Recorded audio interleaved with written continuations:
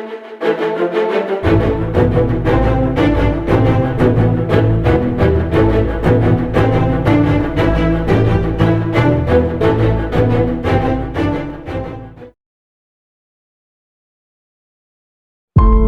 yari sa mahihinang kagamitan na ipinatayo ng mga misyonerong Pransiskano malapit sa baybayin ng Laguna de Bay noong 1579 at nahiwalay ito bilang isang bisita ng Santa Ana de Sapa noong 1583. Inilipat sa kasalukuyang pook ni Father Pedro Chirino noong 1591 at bininyagan ang bayan ng pangalang San Juan del Monte. Ipinagawa ang unang simbahang bato sa labas ng Maynila. Muling ipinagawa ang pangalawang simbahang bato na higit na malaki ni Father Juan de Salazar noong 1630.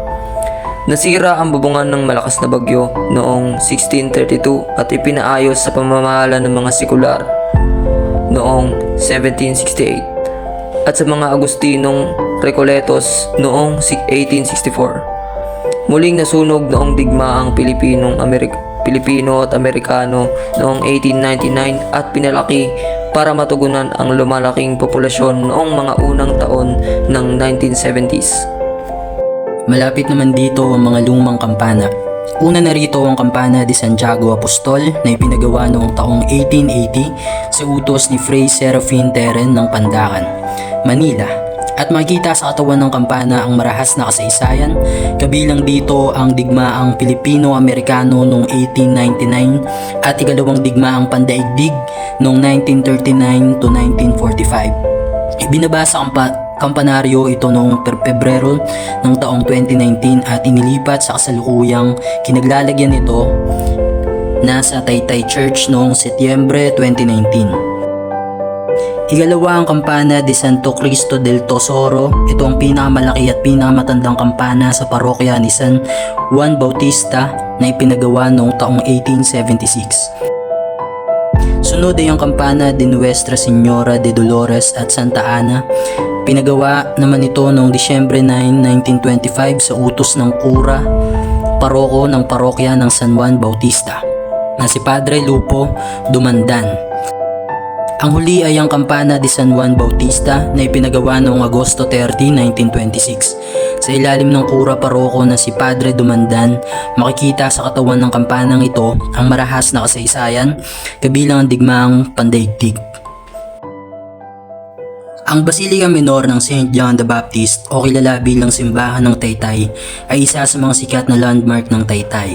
Ang architectural design nito ay pinaghalong Baroque at Neoclassical style na nagpapakilala at nagpapakita ng isang makabuluhang kasaysayan at napakahalagang kultura.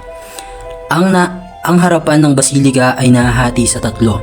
Ang gitnang bahagi ang may pinakamataas at may pinakamagandang disenyo, habang ang pader ng pangalawa at pangatlong palapag naman ay may bas relief ng crossed keys at cross between two lambs at Holy Eucharist.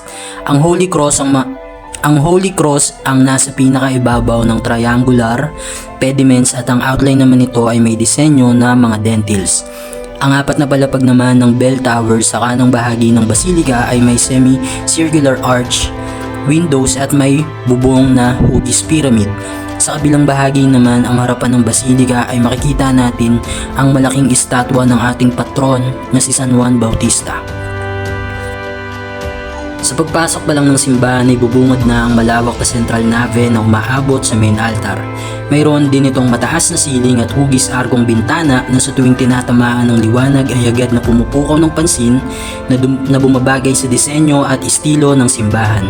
Kung kaya, kitang-kita ang kalinisan at kadalisayan ng basilika. Ang main altar, bilang sentro ng pagdarasal at pagninilay-nilay ay may kahanga-hangang mga detalye. Ang mga disenyo at imahe sa altar ay gawa sa matibay na kahoy na masusing inukit na hango sa mga sagradong imahe. Lalo rin itong pinapaganda di lamang ng detalyadong ukit, ngunit dahil na rin sa mga palamuti nitong mga bulaklak at kandila na nakadepende sa iba't ibang sakramento o selebrasyon sa ating simbahan. Gaya na lamang ng naglalakihang 12 apostles na sina San Judas Tadeo, San Bartolome, San Felipe, San Andres, San Mateo, San Pablo, San Pedro, San Juan, Santiago na Matanda, Santiago na Bata, Santo Tomas, San Simon, makabayan na makikita mo bago makarating ng patio ng Basilika. At dito na nga nagtatapos ang magandang istorya. Okay nga yun, pre. Isa pa. Okay na yan. Oo. At dito na nga nagtatapos ang magandang historical background ng Taytay Church Historical Marker. Sana sa maikling video na ito ay may natutunan kayong mahahalagang impormasyon mula sa mga nagdaang dekada na itinagal ng simbahang ito. Tulad ng pagpapahalaga ng Taytay Church sa kanilang heritage, sana ay matuto din tayong magpahalaga ng mga bagay, maliit man ito o malaki. Maraming salamat sa pakikinig!